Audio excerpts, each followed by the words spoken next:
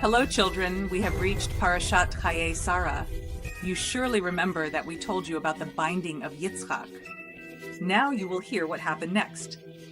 The Satan disguised himself as Yitzchak and came to Sarah to tell her what happened to him.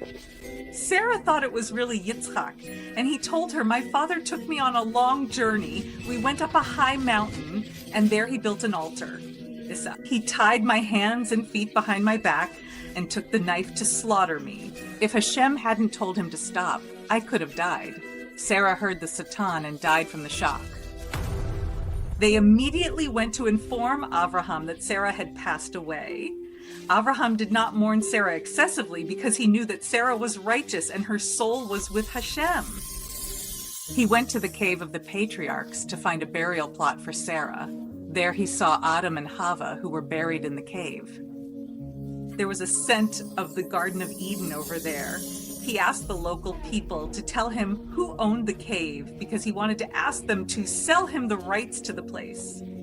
Ephron, the son of Tzohar, who did not own the cave, met Avraham and told him he allowed him to bury Sarah for free.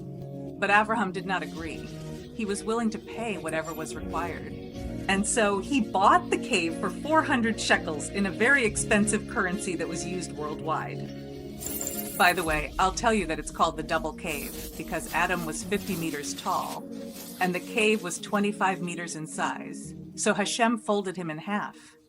When they arrived at the cave to bury Sarah, an interesting thing happened.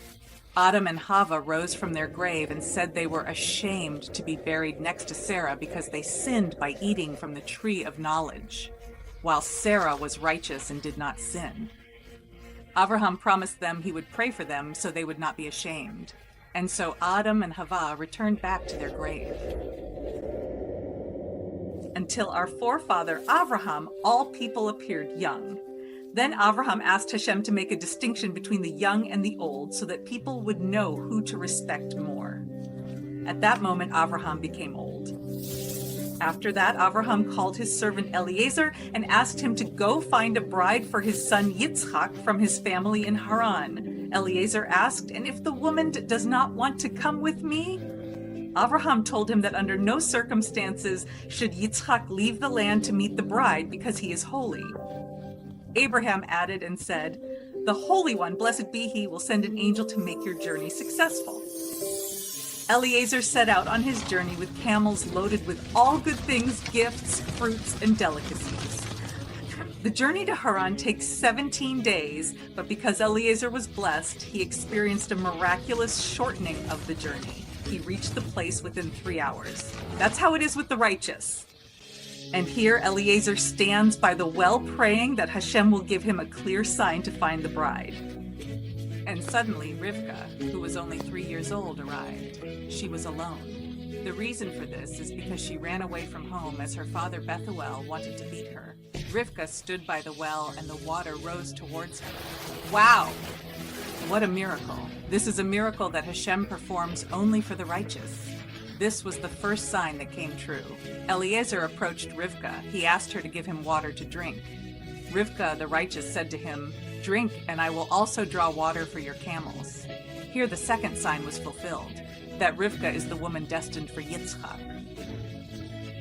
Eliezer couldn't hold back. He took out jewelry and placed it on Rivka's hands. He asked, "Do you have a place in your house where we can stay?" Rivka ran to tell her mother about it and to ask her. Lavan, Rivka's brother, who was a wicked man, saw the jewelry on Rivka's hands. He immediately ran to Eliezer, who was by the well. The truth is, he thought of killing Eliezer and taking all his possessions, but a great miracle happened there. When Lavan tried to kill him, the camels and Eliezer floated in the air. Lavan realized that this was a holy man and invited him to his home. Lavan and his father Bethuel planned to put poison in Eliezer's plate so he would die and they could take the possessions. Eliezer asked to explain the purpose of his visit, and so it was. When the wicked Lavan and Bethuel heard these things, they agreed to give Rivka to Yitzchak. And in celebration of this, they asked to serve food to everyone because Rivka was getting married. At that moment, an angel came and switched Eliezer's plate with Bethuel's plate. Bethuel ate and immediately died from the poison. He was very wicked. The next morning, Eliezer wanted to take Rivka and leave. But the family did not agree. They wanted Rivka to stay with them for another year. They called Rivka and asked her if she wanted to go. She answered yes. They prepared for the departure and sent her off in peace, along with Devorah. Devorah was the woman who raised her. The angel who accompanied them made the journey miraculously quick again. At the same time, Yitzchak went to his mother Sarah's tent. He smelled the scent of the Garden of Eden and began to pray the afternoon prayer, Mincha. At that time, Rivka, who was on the donkey, saw him and asked, "Who is that?" Eliezer told her that it was her groom. She covered herself even more and prayed to Hashem, saying, "Thank you, Master of the Universe, for giving me such a righteous groom."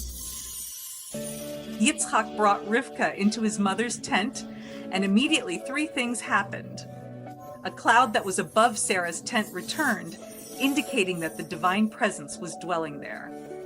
The second thing's a blessing in the dough, and it simply never ran out. And the third thing was a candle that burned from one Shabbat Eve to the next. Wait. 3 miracles occurred due to Rivka's righteousness. Our holy patriarchs and matriarchs were such righteous individuals that Hashem would perform great and open miracles for them. And now, even though you are curious, be patient and we will tell you the rest in the next episode.